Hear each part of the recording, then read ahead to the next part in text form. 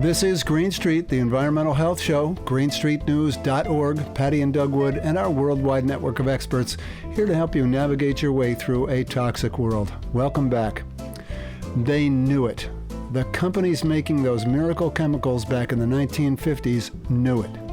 Those chemicals that made things waterproof, stain resistant, and that helped those eggs slide off the frying pan and right onto the plate, the companies that made them knew the truth. That the chemicals that made those things possible were toxic, they caused a wide array of serious health problems, including cancer, and they were rapidly spreading throughout the environment. Not just where they were dumped, but all over. They even knew that ordinary citizens who had nothing to do with manufacturing these chemicals had them in their bodies. No one could escape contamination, and yet the people who knew these things did nothing. In her new book, Inescapable, author Marina Schauffler examines the history of per- and polyfluoroalkyl substances, or PFAS, through the lens of her home state of Maine, and how the people of Maine have joined together to fight back against this horrific situation. Marina Schauffler is our guest today on Green Street, and you'll be fascinated by the things she has to say. That's all coming up in a few minutes, but first, some of the headlines of the week.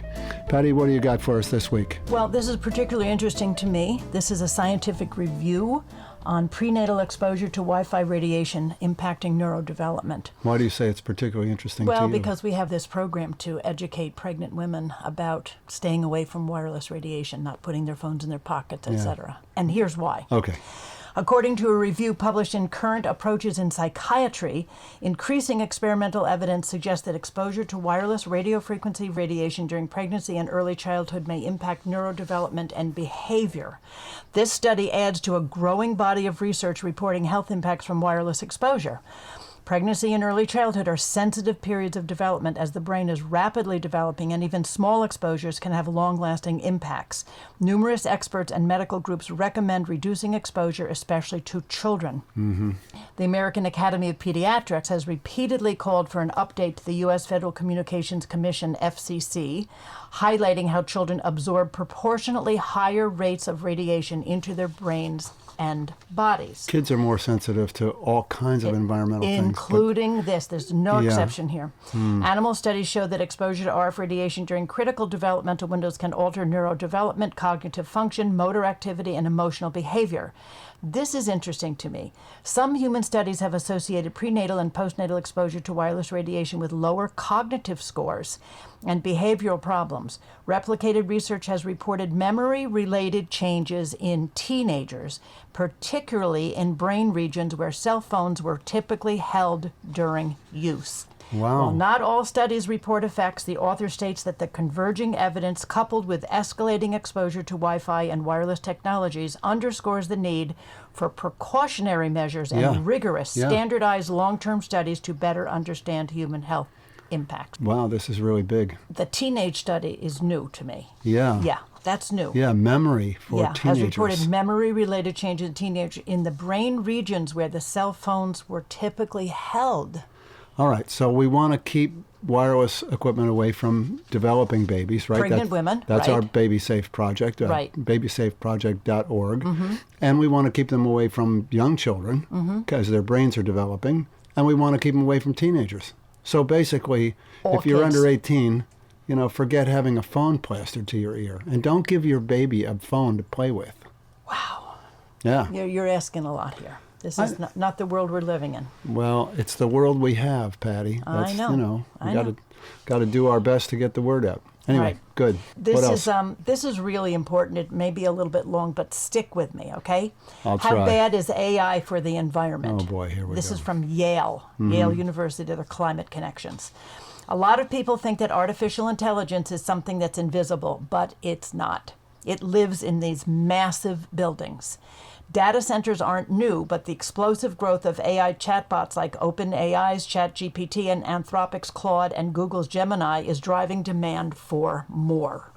The environmental impact of all of those data centers can be tricky to parse, but there are a few things we know for certain. Data centers are extending the life of aging oil, gas, and coal infrastructure. They are spurring the building of new fossil fuel infrastructure, and they can pose risks to water resources. The current iteration of AI began in November 22 when OpenAI publicly launched ChatGPT. ChatGPT's secret weapon was access to a massive amount of data, some of which was used without copyright permission. Yeah, Did you know that? Tell me about it. Yeah. I know all about that. And the computer power and architecture to process it and train models. This process is enormously energy intensive, with one single large language model like ChatGPT-3 using up to 10 gigawatt hours of power. This is equivalent to the yearly electricity consumption of over 1,000 U.S. households. Okay? Wow. The training and deployment of large AI tools requires so much power that it is leading to a boom in new fossil fuel infrastructure and extending the life of aging power plants. Quote, "I like to call them zombie power plants," said Quentin Good, co-author of a report on data centers by the Frontier Group. The report found that the retirements of at least 15 fossil fuel plants have been postponed to meet increased energy demand. Those 15 plants alone emit more climate-changing pollution than the entire state of Massachusetts. So we're going forward and backward at the same time. We're going forward with AI, or we're going some forward people with claim. technology. We're going backward with Energy dirty appetite. energy. Yeah. Okay. Yeah. Quote, "The U.S. had been planning to get pretty much all of our coal plants offline by 2040, and those plans are basically out the window now." Yeah, I thought we were getting rid of coal. I mean, No. until Donald Trump came along and Nope. then, he's Nope. celebrating how great coal is. That's right. And some data centers use highly polluting diesel generators.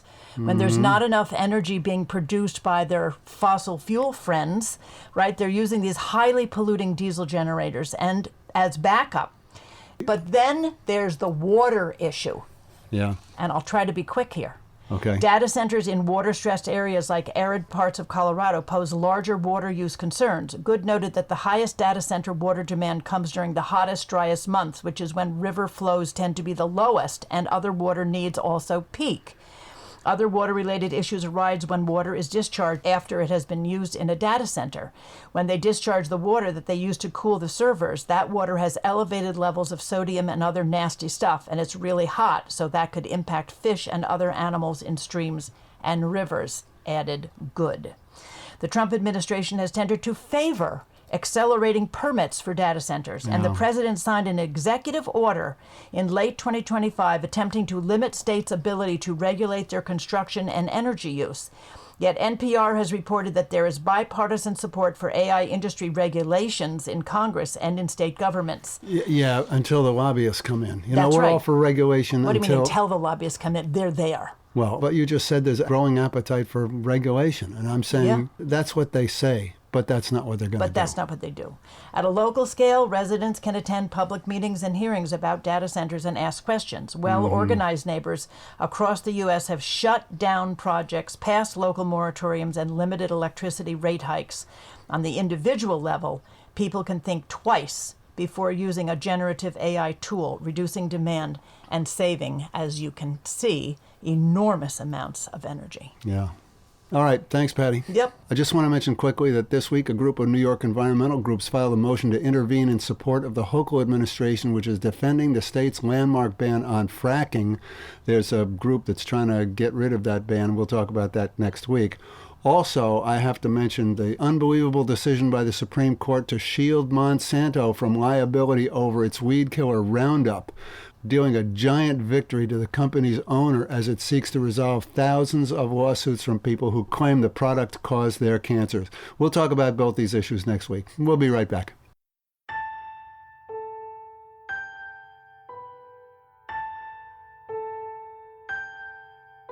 The story of Forever Chemicals is a tragic tale of corporate greed overriding common sense and basic decency and causing harm across the globe.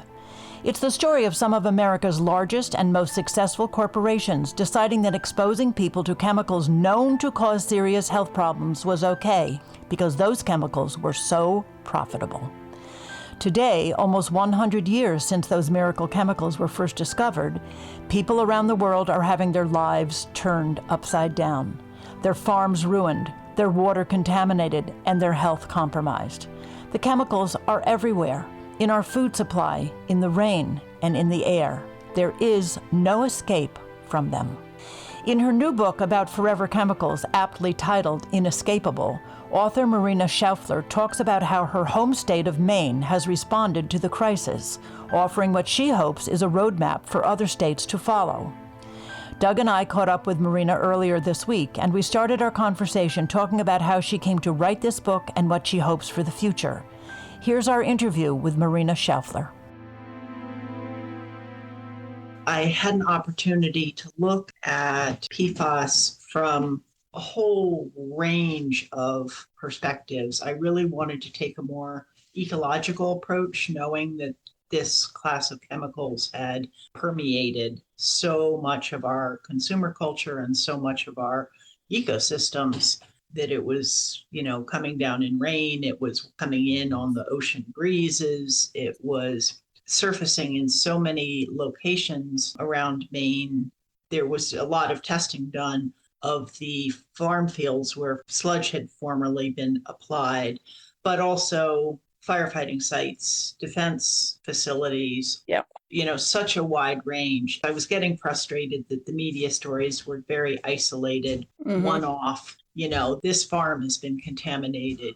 This fire station has poisoned the water of nearby residences. And it didn't seem like there was a more holistic view that would help people understand how this has infiltrated so many dimensions of our lives. Had you studied environmental science in school, or? I have done a combination of writing and environmental studies all the way through undergraduate, and ultimately did a doctorate in natural resources, but looked at it through the lens of ecological writers. Really? So I was really looking at ecological ethics and values, and my first book was on that topic. So that's been a thread all the way through. It's interesting because there are a lot of ethical considerations in the history of the PFAS calamity, I'll call it. There were ethical decisions made along the line that are certainly questionable. Talk a little bit about that, if you would.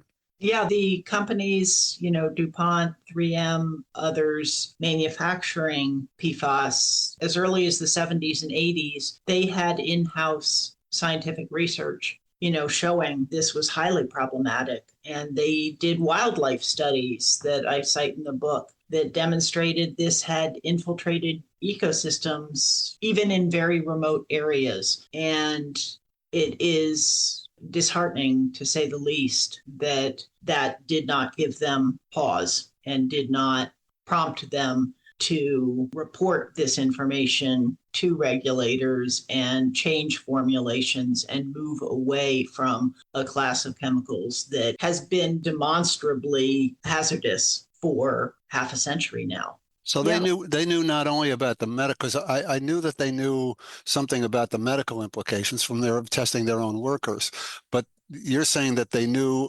earlier about the dispersion of these chemicals throughout the entire environmental world. They knew that they weren't looking at occupational exposures, right? Whereas, some other chemicals or classes of chemicals are kind of, isolated. Relegated to a certain industry or manufacturing process, but they knew that. They knew that these were widely dispersed, literally across the planet. I mean, you said, they were finding them in very remote areas where obviously there was no industry. So, if you would, in the book, you talk about this farm in Maine called the Songbird Farm, I think, and this young couple who were in the middle of building this family business, growing organic vegetables and growing their own grains, and they were going to have a bakery, and they had all these plans. Talk a little bit about what happened to them. Like numerous farmers in Maine, they were completely blindsided by the news that PFAS permeated their soils and water on the farm. They learned that they were a testing site because when the state legislature here committed to testing sites that had formerly had sludge applications, they posted a map of those locations. And one of the CSA customers contacted the owners of the farm and asked, do you know that you're on the map? And they had no idea. They had heard about PFAS at other dairy farms. They assumed because they were organic that it was not an issue. And what surfaced was, of course, that prior owners decades earlier had applied sludge on that land. So even though they had bought the property from someone who had farmed it organically for 20 years, it was still contaminated from those previous applications. And in fact, the prior owner died in his 60s of cancer. Oh, God. And they question now whether that was connected. So that particular farm was highly enough contaminated that there's been no attempt to pivot farm operations and, continue farming there. That was purchased to be a research farm for the study of PFAS. So, hopefully there can be research there that informs agricultural communities, not just in Maine, but around the country, because there's a need for a great deal more research about how these chemicals weave their way into the food system, which plants take them up and into which plant parts. So they were fortunate that the state bought their farm. What about people whose farms, there certainly are. They're literally sitting on a contaminated farm where they can't grow anything, they can't raise animals, they can't irrigate, they can't do anything. Yeah. In their case, it wasn't the state purchasing it. It was a nonprofit group, Maine Farmland Trust. But the state has allocated funds now. The state has also given tremendous support to farmers where contamination is not so severe or widespread to pivot operations. So they might grow flowers instead of, vegetables, or they can grow on a portion of their property, or they can grow crops that don't tend to take up PFAS as much. So there's been a lot of work here to try to keep farm operations going. Actually, not that many have closed completely. But the biggest thing I think that Maine has done that's really important for other places to model is created a safety net for families that discover this, so that farm families are not left, as you say, with their business operations devastated, health concerns. It's a traumatic experience to go through. Sure. And Maine is also providing the wellness support for people to navigate that.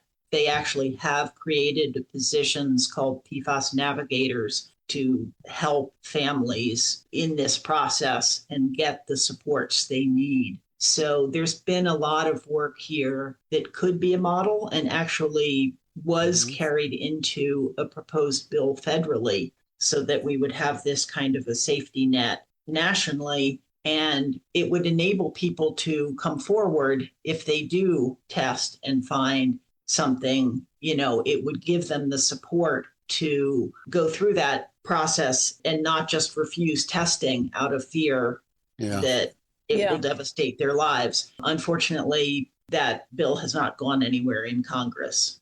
But I have two questions. So we're talking about the persistence of PFAS when you're saying that this Songbird farm, that the PFAS was probably, spread as sewage sludge, right? Like 30 years before they were farming, and yet it was still showing up in the produce and in the milk and so on of the animals they were raising.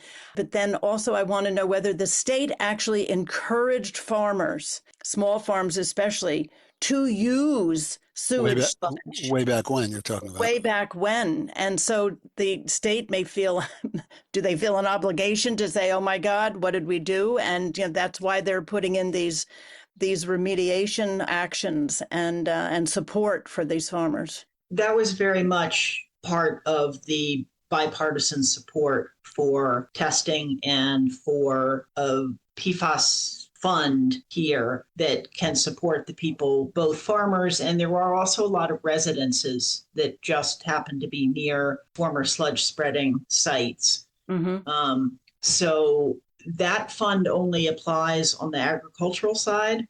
It doesn't necessarily help people who happen to be near a military site or a fire training area or, so it's not comprehensive in all PFAS exposures. But I think there was very much, I spoke to legislators who very much said the state did authorize and assure people that this was a safe practice back in the day, and that there was a moral responsibility to try to make amends for having done that. Okay, but still, the state people didn't know any better than the farmers.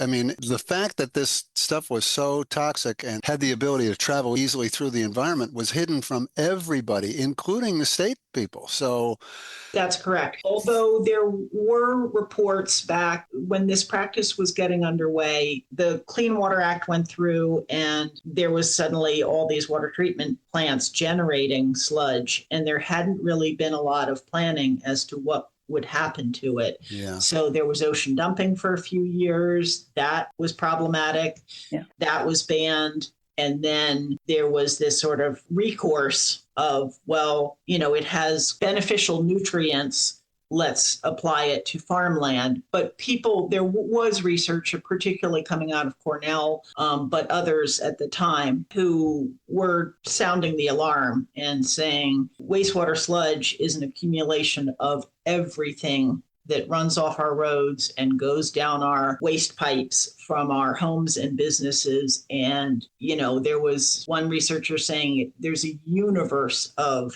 chemicals that could be problematic in there. And there were some surfacing. In Maine in the 1980s, they realized, oh, there's dioxin, you know, from the paper mill. And so the one benefit Maine had in its process during those years was it was very thorough in permitting. It did make an effort to track where these materials went, make sure they weren't applied too close to waterways. It was trying to be conscientious in the application of the sludge on land. And land was not just farms, it was also forest. Clear cuts would get it. The paper companies would apply it on their properties. So it did get spread a lot of places, but Maine had records. I'm not sure that all other states have good records for where these materials went. Just out of curiosity, are the maps that they put together of the farms that were using this sewage sludge available to the public? Yes, all of that stuff was put online. The first few years in which Maine responded after the very first dairy farmer discovered these chemicals in his well, the water district adjoining him realized that they were getting some contamination, and they tracked it back to the dairy farmer's land. And during the first few years in which he was struggling with trying to make sense of this contamination, the state was trying to make it sound like an isolated incident. He used to say, I'm not a unicorn. You know, he had actually applied it at other farms just with his equipment. So he knew he wasn't the only one. And he finally did a press statement to put more pressure on the state. And then this governor's administration changed. More people started calling for a task force to look at this issue. And the state at that point shifted to becoming much more transparent. So it posted the map online, it tested landfills, all of that data is online. You can find pretty much all of the testing that Maine has done of different facilities, you know, wastewater treatment plants, all of that data is accessible. In your book, you talk about the courage of some of the legislators in Maine who really took it upon themselves to stand up to the industry pressure. I'm sure there was a lot of pressure on Maine not to draw too much attention to this. We've heard in our own situation, we've heard from people say, oh, you know what? It's in dental floss. It's in everything. You know, it's basically game over, right? Don't try to do anything. Talk a little bit about those legislators in Maine and how the courage that they had.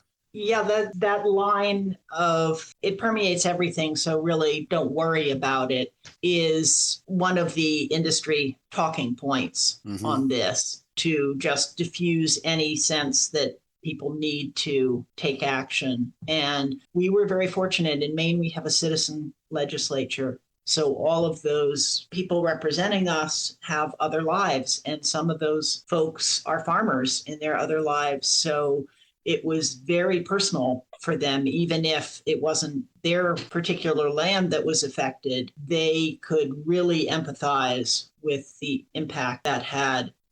It also hit just a lot of rural communities and affected fishing and hunting and some of the poor sort of traditional pursuits here. So that too, I think, influenced the bipartisan support initially. That broke apart a little bit, as I write about in the book, when Maine moved toward the call initially was, let's stop focusing on this in the waste product. We need to turn off the tap. We need to go upstream and get it out of the products that are going into, the waste stream. And Maine really led that effort internationally. And then as they got into that process, found it really challenging on a couple counts. One, tracing chemicals back in the supply chain was really difficult. The suppliers didn't know whether this was in, that lack of transparency around PFAS applies in the manufacturing realm as too. And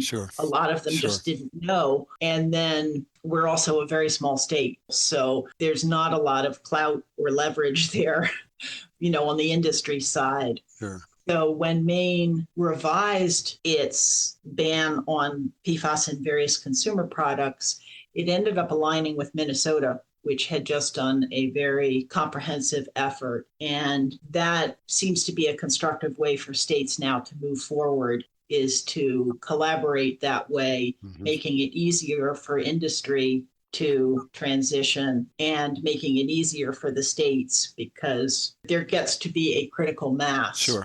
Them.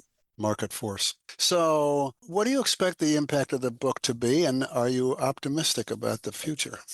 Oh, well, I wrote the book to offer a guide for other states. Right now at the federal level, we're sliding backwards. Going backwards. Yep. But that doesn't mean that states can't move forward in, doing the bans on consumer product categories, addressing the issue of spreading sludge, doing a testing, just figuring out where this material has gone and where it's most concentrated and who's at most risk.